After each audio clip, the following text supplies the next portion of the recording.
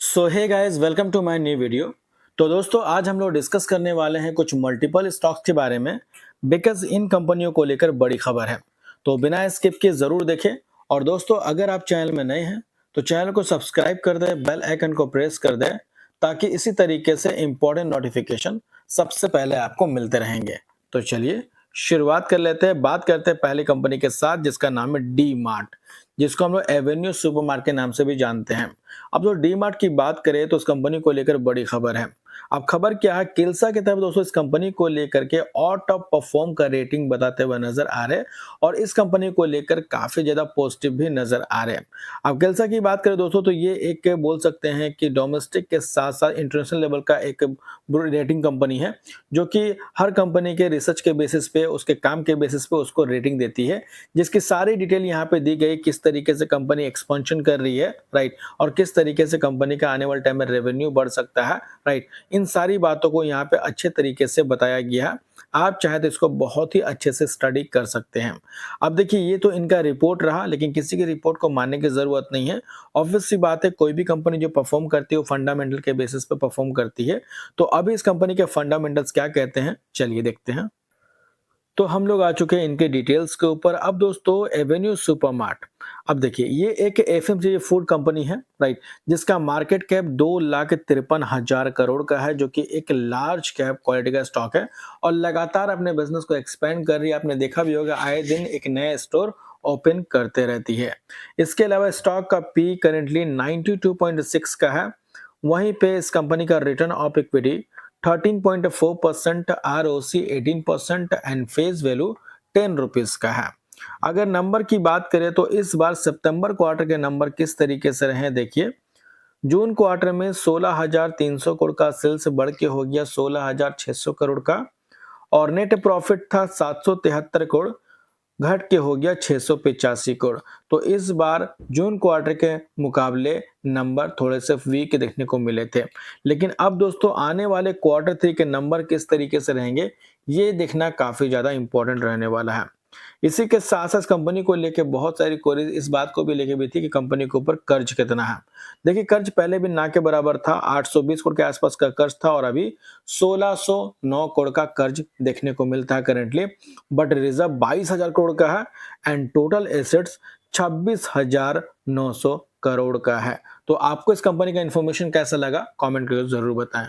इसके बाद बात करेंगे नेक्स्ट कंपनी के ऊपर, जिसका नाम है टाटा पावर लिमिटेड, जिसको लेके बहुत सारी क्वेरीज आ रही थी।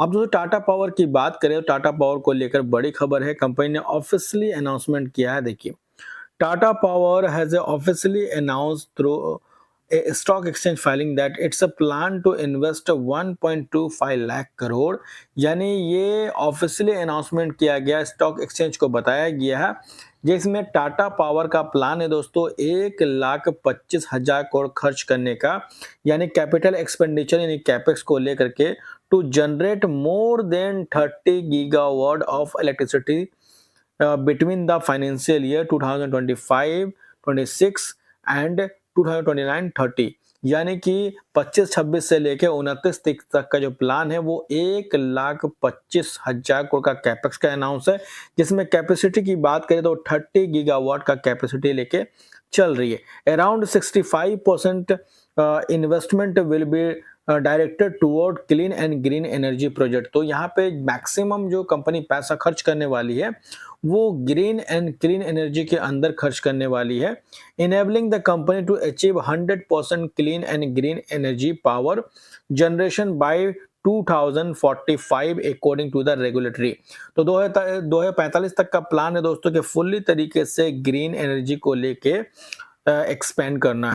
एंड उसी से रिलेटेड यहाँ पे सारी बातें कही गई है। Expected to achieve revenue 1 lakh crore and EBITDA earning before interest tech direction and 30,000 crore and profit after tax 10,000 crore, यानी कि दोस्तों फाइनेंशियल ईयर 2030 तक का प्लान है, रेवेन्यू का जो अचीवमेंट का प्लान है वो 1 लाख करोड़ का है, प्रॉफिट आफ्टर टैक्स 10,000 करोड़ का प्लान देखने को मिल रहा है।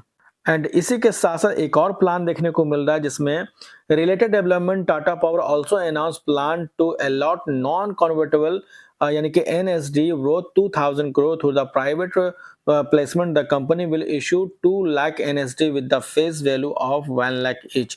तो यहाँ पे भी एक और प्लान देखने को मिल रहा है एंड उसी से रिलेटेड सारी बातें नजर आ रही। तो एक तरह दोस्तों टाटा पावर का प्लान तो काफी डिसेंट नजर आ रहा, लेकिन आपको इस कंपनी का प्लान कैसा लगा और क्या ये 2030 तक इतना जो बता रही वो अचीव कर पाएगी, कमेंट करके जरूर बताएं।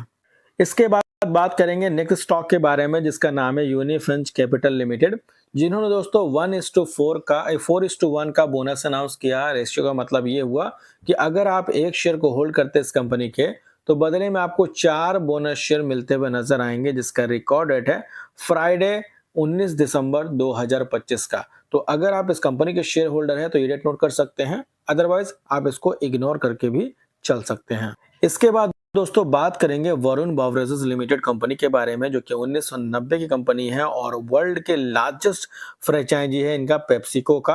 और अभी दोस्तों अफ्रीका के अंदर लिकर बिजनेस के अंदर भी इन्वॉल्व हो चुकी है और वहां पे भी लगातार बिजनेस को एक्सपेंड करते हुए नजर आ रही है।